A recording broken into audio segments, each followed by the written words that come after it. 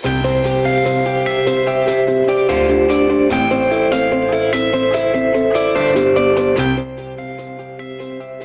to talk about the interstellar medium. Okay, so interstellar medium, we can also call these as the interstellar matter. Okay, so what is the interstellar medium or interstellar matter, or in short the ISM? Okay, so the interstellar medium or the interstellar matter is the a matter that is in between the stars, no, interstellar. Okay, so they are in between stars. Okay, so why there are interstellar medium in between the stars, no? Because these are the remnants of their formation. Okay, so it means that due to the from the beginning, no, that from the formation of the star, that is coming from a giant cloud, a giant molecular cloud. Okay, so since that is coming from a giant molecular cloud, okay, that is going then nagkaroon siya ng gravitational collapse. Okay, so the tendency is all the matter will be going inside the stars. Okay, but not all of these matter will be come the material of the star. Some of it will pushed away. Okay, so how paano siya push away? Okay, so due to the solar wind or the stellar wind of a star. Okay, so that stellar wind, and of course some of the radiation na rin pushes all other light materials or any materials that can be pushed na towards the interstellar space. Okay, so in that case the interstellar matter are just remnants. Okay, so magkakahalo-halo siya with the interstellar matter of other stars. Okay, now there are two general categories, no, when it comes to the interstellar medium. Okay, so we have at first the diffuse interstellar medium. So what is a diffuse interstellar medium? Okay, so a diffuse interstellar medium, okay, so these regions are effectively empty space. Okay, so bakit siya empty space? No, because the particle density, okay, so particle density is the amount of neutral hydrogen per cubic centimeter, no? So it only ranges from 1 to 100 atoms per cubic centimeter. So imagine that imagine a 1 cubic centimeter of matter, nasabihin natin bato yan, no? If that is 1 cubic centimeter, it has a lot of atoms. Okay, so but in the case of diffuse interstellar medium, it is only composed of 1 to 100 cubic per cubic centimeter. Okay, so ganun siya kanipis. Okay, or ganun siya less dense. Okay, so while the translational temperatures of atoms and molecules may be as high as 100 Kelvin, the concept of temperature is not really applicable with such low number densities. Okay, so ano ibig sabihin nun? That if that is 100 Kelvin, okay, so that is basically 100 degrees above the absolute zero, no, it is very cold pa rin. Okay, and these regions of the interstellar medium contain mostly atomic hydrogen and atomic ions with a small molecular fraction of between 0.0 to 0.1. Okay, so that is very small number, okay, compared with the other interstellar matter. Okay, so ano yung natin dyan, yung molecular fraction? It is yung molecular fraction natin, it is defined as the ratio of the molecular hydrogen and the atomic hydrogen. Okay, now the other type of the interstellar medium, okay, which is the giant molecular clouds. Okay, so ano tong giant molecular clouds or the GMC? Okay, so these are enormous collections of gas that can be tens of light years in diameter and contain most of the mass within the interstellar medium. They are also the regions of new star formation. Okay, no? So enormous collection of gas which can expand to tens of light years in diameter. Imagine that our solar system is only approximately 1 light year in diameter, no? So imagine that if that is a giant molecular cloud with densities going around from 100, no, 100 per cubic centimeter to 1000 per cubic centimeter.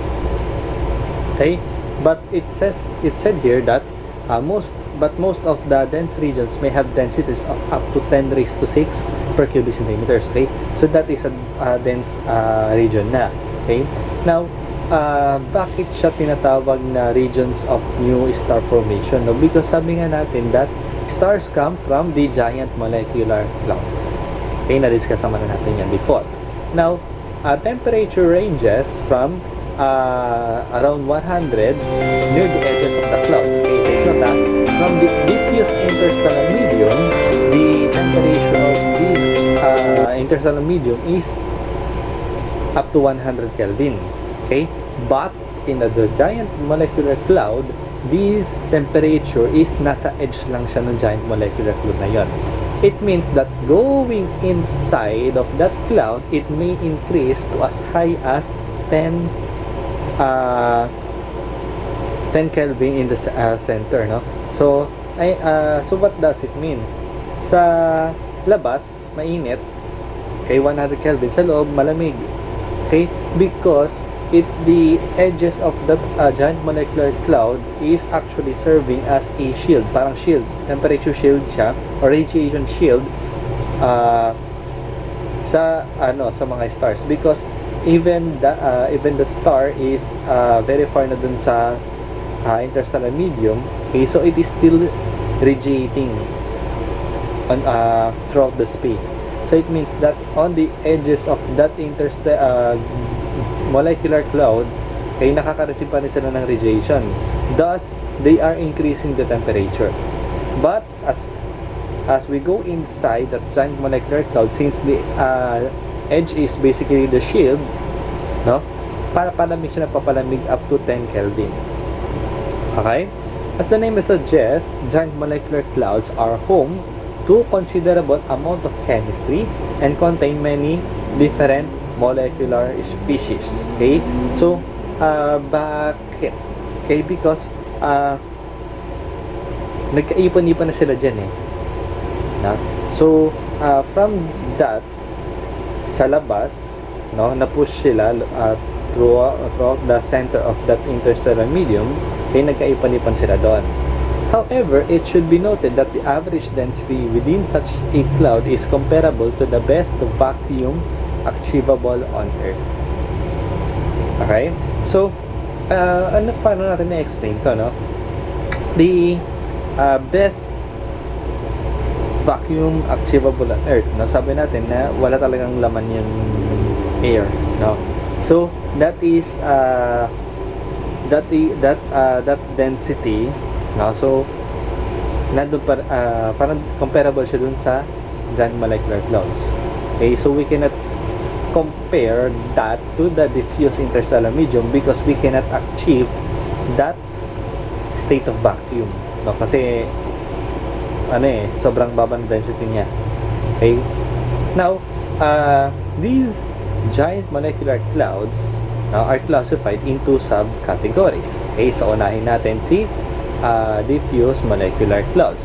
Okay, so these diffuse molecular clouds, okay, so most matter is present in atomic rather than molecular form. Tignan natin ha. In a diffuse molecular cloud, atomic yung matter na naandyan. Okay? The molecular fraction lies between 0.1 to 0.5. Okay? So, ganun pa siya ka baba yung range, no? Because more on atoms, not on molecules.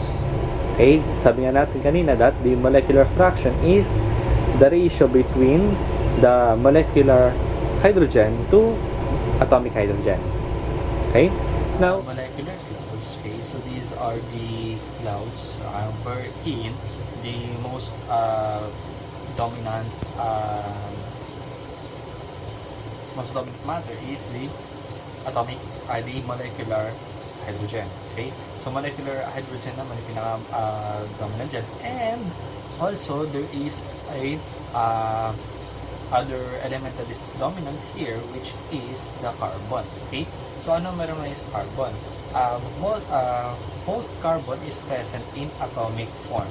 Okay? So in atomic form ng dominant si carbon dito sa translucent molecular clouds natin. Okay? So, with some in molecular form predominantly as the carbon monoxide. Okay? So again, that the diffuse molecular cloud, these are the clouds that is the most predominant matter is the atomic hydrogen. Doon naman sa translucent molecular clouds, predominant naman si molecular hydrogen and carbon, atomic carbon. Okay? Then, now, in the dense molecular clouds, virtually all hydrogen is present as molecular hydrogen. And most of the carbon is present in molecular form. Okay? So, dun sa translucent, atomic carbon yung predominant. Dito naman sa dense molecular clouds, carbon ay, molecular carbon ay yung predominant. Okay? So, other than, ano pa ba yung mga predominant carbon? Okay? So, carbon monoxide, carbon hydride, mga hydroxide, cyanide, water. Okay? So, these are present around 10 raised to negative 7 per cubic centimeter. Okay? Now, we go with last type of the interstellar medium, which is the circumstellar medium. Okay? So, circumstellar medium naman, these are the regions directly around the star. Okay?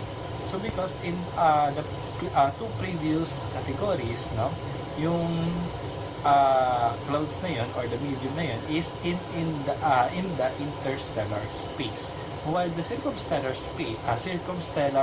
medium is directly around the star. Okay? So kung ano man yung materials that was used during the formation of a star, ma-assume din natin that the materials around the star, yun din yung magiging yung materials niya. Okay? So, and the environment within these regions depends on the type and extent of evolution of the star. Okay? So, if that undergoes a supernova, so rich na yung circumstellar region niya, kung massive star siya, so marami tayong matter na ma-discover doon kung mga ano siya, basta nakadepende siya sa type of star and evolution ng star. Now, regions around young stars experience high photon fluxes in the ultraviolet because when we have a young star, so maglalabas siya na maglalabas ng energy. So in that energy and radiation, nagkakaroon siya ng reaction doon sa molecules around that star, which is the circumstellar medium. No? So, nagiging photo-dissociated sila and photo-ionized. Okay? So, those regions is also what we call the photon-dominated regions. Okay? Around older stars, there may be significant dust leading to surface chemistry as well as scattered light. So, surface chemistry, no? So, itong mga dust na to, ito yung mga dust grains na tinutukoy dyan. But, we will discuss that on the future topics.